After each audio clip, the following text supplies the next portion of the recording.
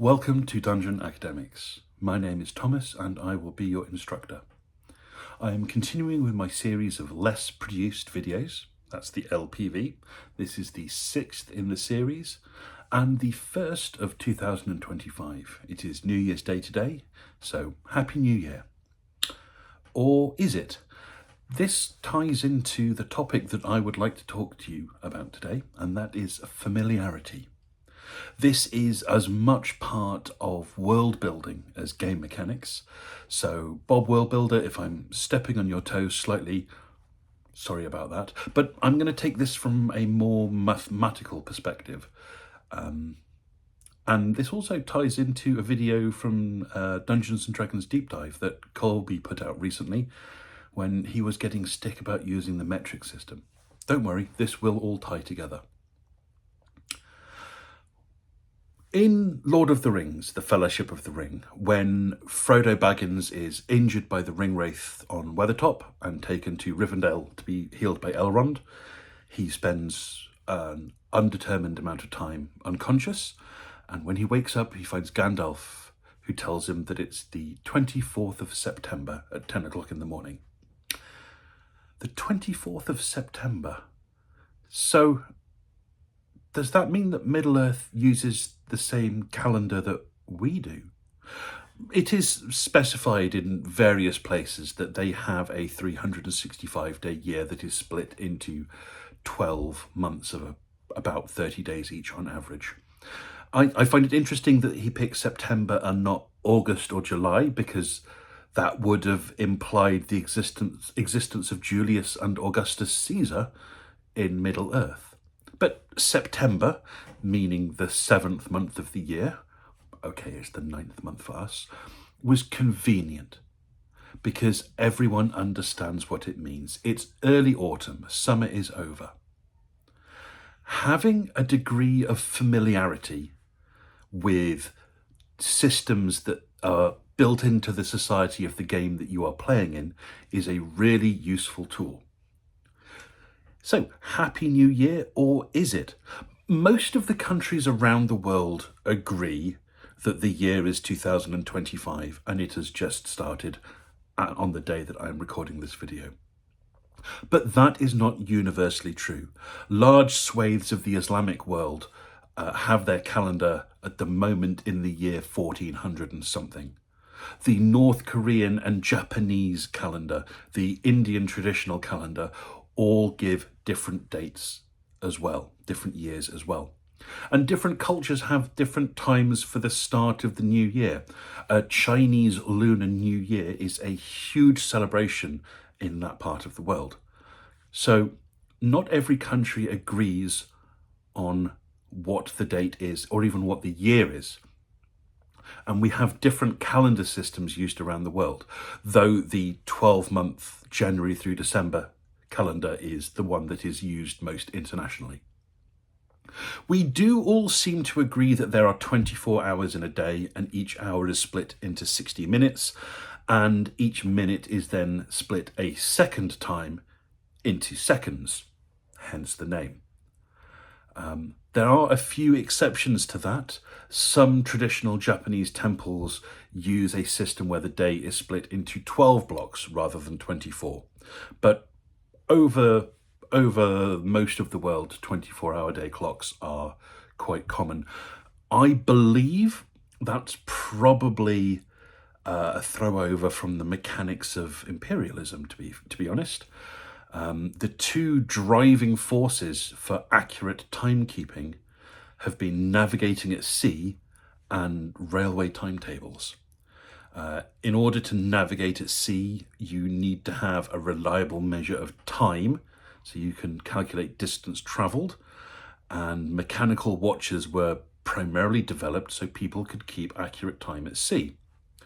In addition to that, the idea of having regular trains means that every town that's connected by railway needs to operate on the same time, and having reliable clocks so that people would know when the train is coming to your station is an important part of having a railway system.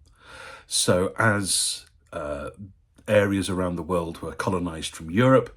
The idea of mechanical watches and timekeeping spread with them, and societies that didn't necessarily need to have a reliable and accurate way of measuring time were introduced to the 24-hour clock that was used in Europe and other colonizing countries.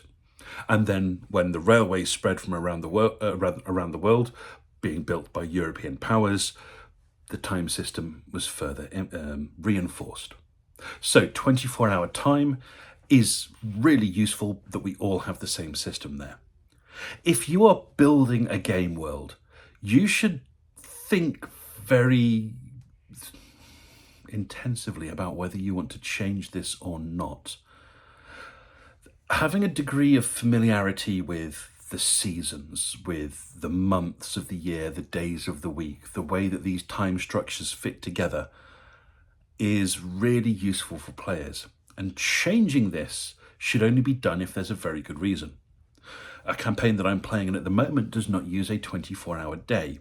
And this is actually quite important to us because there is more daylight than there is night, and we are currently exploring a desert that is unnavigable during the daylight hours. So this balance between day and night is quite important for the actual mechanics of the campaign. So not having a 24-hour system is interesting and useful. Changing it just for the sake of changing it is probably going to lead to player confusion. And what about months of the year and days of the week? Having weeks of 7 days, months of about 30 days, and years of about 365 days is so familiar to us all. It is, well, at least 365 days a year is based on our own world, and having 4 seasons is very European-centric. Not every country in the world does this. There's no monsoon season in Dungeons and Dragons. But having a time system that players are going to be familiar with helps. If you are going to give the 12 months of your year unique names, this is something that players are just going to have to remember. And is that going to enhance their playing experience or detract from it? I guess that also depends on the players. Some people will absolutely love this. Other people will find it a distraction. If you want to call it first moon through 12th moon and then give each moon a different name, that's fine. This is hay moon. It's the end of summer when people collect hay. That's actually the way the Finnish months are named, but let's not go into that. So, world building and familiarity. The same is true for coinage. I recently read the first 2 books of the King Killer series by Patrick Rothfuss, and I like the way he does money. So there are iron bits and jots, there are copper, silver and gold coins, and it's not always 10 of one or 100 of one to the next step up. But the way he describes the money means that it's not always a mathematical problem to work out how much he's talking about. If you were to say, I've got 17 silver pieces, which is nearly a gold piece, that's not exactly an interesting way of describing your money. But if your character was to say, in my hand I hold 18 silver coins, worth nearly a whole gold talent, 3 years ago, this would have been an unfathomable amount of money for me, more than I would need to survive for 6 months. Yet today I can lose it on a roll of a dice and not bat an eyelid. How little did I know that within the next hour this would be all that I owned. Okay, now the amount of money that you've got is important, and the relationship between the coins is something that you can relate to. That you can survive on 18 silver pieces in a state of poverty, but for a rich person, it's absolutely nothing. Dungeons and Dragons uses base 10 between each gold denomination, and they're just called copper pieces, silver pieces, gold pieces, platinum pieces. I don't know anyone that actually uses Electrum. I don't really see the need, especially when there's only a step of 10 between the coins. In real-life coinage systems, almost every country around the world uses a base 100 system, where there is a sub-denomination and a main denomination, and it's split by a factor of 100. There are a few that don't do this. Famously, until the 1960s, Britain had a system where there were 12 pennies in a shilling and 20 shillings in a pound, making a pound worth 240 pence. But then decimalisation came along, and one pound is now 100 pence. And that's the same as used with dollars, the same with use with euros. And a lot of currencies don't even have a sub-denomination because the individual units of their primary denomination are so small that they're not bothered with. So when building a game, what currency would you use? This copper, silver, gold, platinum system for Dungeons and Dragons is really easy to use. It's perhaps a little unimaginative. It would be nice if there were names associated with these coins, but by leaving them blank, we're assuming that the intent is that the dungeon master can give them a name if they so choose. Gold florins, silver shekels, bronze drachma, copper drachma, however you see fit. There are so many wonderful currency names from around the world, from history, that we can use this great imagination full of names to pick our own currencies or make something up completely independent. But I would suggest against going away from anything other than 10, 10, 10 or 100 to 1, because that's going to require your players to do more mathematics in the game. And I've said this before, I'm a maths teacher and I don't want my players doing too much maths in the middle of a game because it slows down the fun. What else? Metric versus imperial. Oh, wow. So apparently when people talk about this, a lot of people take it very seriously. I'm going to remind everyone that I'm British and I'm old enough that when I was young, the weather forecast was primarily in Fahrenheit with Celsius on the side. As I got older, it became Celsius with Fahrenheit on the side, and now it's almost purely Celsius. Fahrenheit gets used very, very rarely, unless you're talking about an incredibly hot day in Britain. It cracked 100 Fahrenheit. Our ovens use Celsius, unless they're gas, in which case they use gas mark, great for us. Britain is primarily a metric society these days. People will still talk about their height in feet and inches as much as they would with meters. And people still talk about their weight in stones and pounds as well as kilos, though everything official is done in kilograms. We still have road distances measured in miles, and the speed of our cars is in miles per hour. And a lot of road signs will tell you how many yards until the next turning. Whereas I think most people today would be more familiar with meters and kilometers. We really do use a mix of things in Britain, but most of the world uses the metric system. The other thing we do use imperial system for is pints of milk, pints of beer. And I'd like to point out to any Americans watching that a British pint and an American pint are not the same thing. A British pint is made up of 20 fluid ounces and comes to about 560 something millilitres. An American pint is made up of 16 different fluid ounces and comes to about 470 millilitres. A British pint is about 20% bigger than an American pint.